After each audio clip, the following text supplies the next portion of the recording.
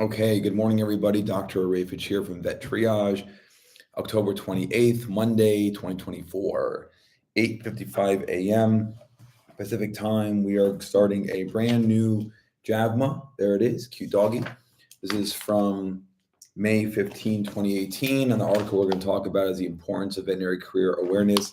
What's interesting about this is in 2018, so before the pandemic, and telehealth is not mentioned in here as a career choice. So obviously things have evolved even since 2018. Let's talk about it. So early veterinarians in the United States were horse doctors caring for thousands of animals used for transportation, military work, and other tasks. Veterinarians moved then into the public sector, serving in a regulatory capacity at the state or federal level. Others transitioned into companion animal practice, expanding the profession's reach beyond its agricultural and rural past. Veterinary medicine is also the only health profession that includes public health in its oaths.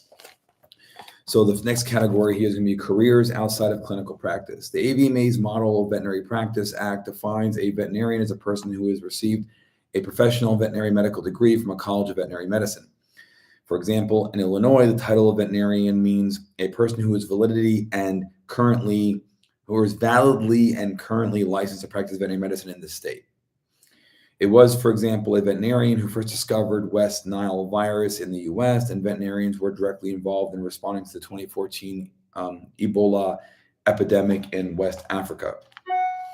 According to the 2016 AVMA report on veterinary compensation, the median income for veterinarians working full-time in private practice during 2014 was $87,000, whereas median income for veterinarians working full-time in public or corporate, $99,700. Enhanced career awareness can also lead to opportunities for students' loan repayment assistance, such as the Veterinary Medicine Loan Repayment Program, which is available to veterinarians working in private practice in a government designated short age situation. There's also the Public Service Loan Forgiveness Program, which provides repayment assistance for those working full-time for 10 years with a qualifying public service employer. There's the Army Active Duty Health Professions Loan Repayment Program for those servicing the military. There's also the Federal Faculty Loan Repayment Program for those in academia, and there are other various state-funded loan repayment programs. Veterinarians who have moved from clinical practice to other career paths report that the transition has led to a better work-life balance, increased personal wellness, and a greater professional fulfillment. Many non-clinical positions do not require weekend work, and although many require travel, the travel that is done allows for expanded networking opportunities. Prospects exist for obtaining additional postgraduate degrees or professional certifications with employer reimbursement. Employers in the animal health, biomedical research, public health, and government sectors encourage participation in professional associations. One reason veterinarians and veterinary students frequently give why they do not pursue career paths outside of clinical practice is a desire to remain in a single geographic area for all or most of their career. Therefore, geographic inflexibility is one factor that can impede one's ability to pursue career opportunities outside of private practice. So this is great because the chance for veterinarians to be able to give talks all around the world, to start your own company, be an entrepreneur in the veterinary field. It involves a lot of traveling, a lot of networking. I travel probably monthly for Vet Triage, and so it's true that being tied down to a geographic area can make that kind of career path a little bit challenging. The next section is enhancing career awareness. Discussions about veterinary careers outside of clinical practice have for decades used the terms alternative or non-traditional. And the use of these terms implies that clinical practice is de facto career choice for veterinarians, that these alternate or non-traditional career choices are not on par with clinical practice options or should be considered after working in clinical practice for a requisite period of time. In social media, veterinarians often admit to feeling conflicted when they find that they do not enjoy clinical practice because they have only ever equated being a veterinarian with being in clinical practice. Undergraduate students considering veterinary profession as a career may decide to pursue other professional degrees if clinical practice is the only veterinary career path provided to them, thus thwarting efforts by the AVMA and other organizations to increase diversity. So alternative and non-traditional terms are considered antiquated The laboratory animal medicine as a career choice, for example, emerged in 1915, and then the American College of Laboratory Animal Medicine was founded in 1957, as an example. During the career awareness stage, pre-veterinary and veterinary educators and counselors should focus on helping students and veterinarians build a portfolio for potential career options. They can begin the process of selecting specific career options in which they are interested. It is important that at this step that they be provided concrete information about how to find jobs, gain skills, and understand what employers desire. This helps facilitate career transitions for veterinarians as they learn what they prefer in the work environment, seek new positions as a result of relocation, desire other career options that offer a higher salary or better benefits, or pursue ways of advancing veterinary medicine. Next section is current efforts. Pre-veterinary programs at veterinary colleges may not have a comprehensive plan for students to achieve career awareness as an outcome of their education. Many veterinary associations integrate sessions about career opportunities into their meeting programming on the basis of a specific request or submission rather than as a component of strategic plan to help improve members' careers. Publications and websites listing career pathways are usually created as reference materials. Veterinary associations with a membership base that is not employed in clinical practice, such as the American Association of Industry Veterinarians, the American Society of Laboratory Animal Practitioners, the National Association of Federal Veterinarians, Veterinary Hospital Managers Association, and others have also embarked on career awareness campaigns. A smattering of commentary articles, personal stories, and anecdotes about careers in toxicological pathology, in laboratory animal medicine, in public health, and government, other fields in the US and Britain have been published. Companion animal medicine is still viewed as traditional and the default career for those entering the profession. Next one, implications for pre-veterinary and veterinary students. Through the core curriculum or from veterinary career advisors, externships, mentor programs, conferences, attendance, and other venues should be helping with exposure.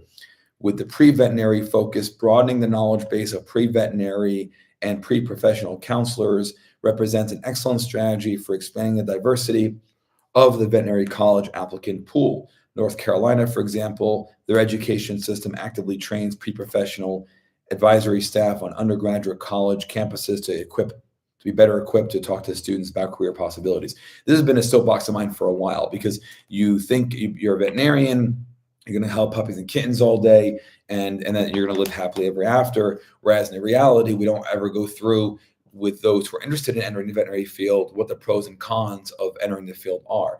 Veterinary students and pre-vet folks should understand this is more of a people business than an animal business, believe it or not. If the person doesn't pay for the veterinary care, the animal isn't getting veterinary care. And so you have to be okay with the fact that you are dealing with people. Many folks, if you ask them why they didn't go into human medicine, it's because, well, I don't want to deal with people. I don't like people. Unfortunately, or fortunately, the profession requires that you speak to people, whether it be on your team in the veterinary clinic or rescue or university or whatever, or it be your clients, you're going to be dealing with people. And so we don't talk about that enough, amongst many other things like work-life balance and all that. Next section, veterinary colleges. Some students report being encouraged by a faculty member to complete an internship after graduation. This type of influence is often referred to as the hidden curriculum in higher education, represents hidden pressures on student performance and outcomes. That I don't like. I think internships, if you're going to go into clinical practice, if that's your goal, I think an internship is invaluable. That 1 year does truly give you 5 years worth of experience at the end of it. And yeah, it's long hours, it's hard work, it's crappy pay, but unless we change that, that's currently the best way you can gain real life experience, have autonomy as a veterinarian, and you're in a structure that supports that. So I think this is kind of dumb. The hidden curriculum, that's very stupid. Ideally, once admitted to veterinary college, students should gain an awareness of what various careers in veterinary medicine look like and an appreciation of the breadth and scope of veterinarians' impact on society. This includes actively networking and building an experimental foundation to help them select a career pathway. We should continue to receive assistance in developing necessary skills and gaining expertise. For example, the Ohio State University College of Veterinary Medicine has moved toward this type of career awareness framework and has discontinued the terms alternative and non-traditional when discussing alternate career options. In conclusion, veterinary medical curriculum is broad and provides graduates with a unique skill set, ideal for bridging the gap between human and animal health and for serving a wide variety of roles within society. At a time when student educational debt continues to increase, veterinary medicine needs to explore all solutions. Encouraging vet students and pre-vet to consider all options in vet med has the possibility of providing expanded career opportunities with higher salaries, good quality of life, while also helping diversify the veterinary pool. Many students entering the profession need to provide opportunities for veterinarians to develop awareness of a wider career options during their pre-vet and vet studies and throughout their careers may provide substantial benefits not only for individual veterinarians but also for the veterinary profession as a whole. And so one of the organizations that I help, Plausibilities, for example, and Blend Vet, they aim to help diversify the profession, and they seem so far to be doing it in a way that I think is fine, it's fair. And that's typically by exposing young people to veterinary field, especially those in what we consider minority groups, because they don't get that kind of exposure the same way that white people do. Nothing wrong against them, obviously, is the majority of the profession is white, and so you end up associating with people that you are familiar with, their cultures and things like that. And so to expose folks at a younger age who are not white to the veterinary field is a great move. And not to mention, too, in order to improve the veterinary field, we need to have different perspectives. And different perspectives come from different backgrounds, ethnicities, cultures, experiences. And that's what brings richness to the field to help improve it, because we do a lot of things really well in the vet field. We do a lot of things very stupidly. And so it needs to be improved. Well, thanks everybody for watching, and we'll see you again tomorrow on Tuesday, October 29th. Take care.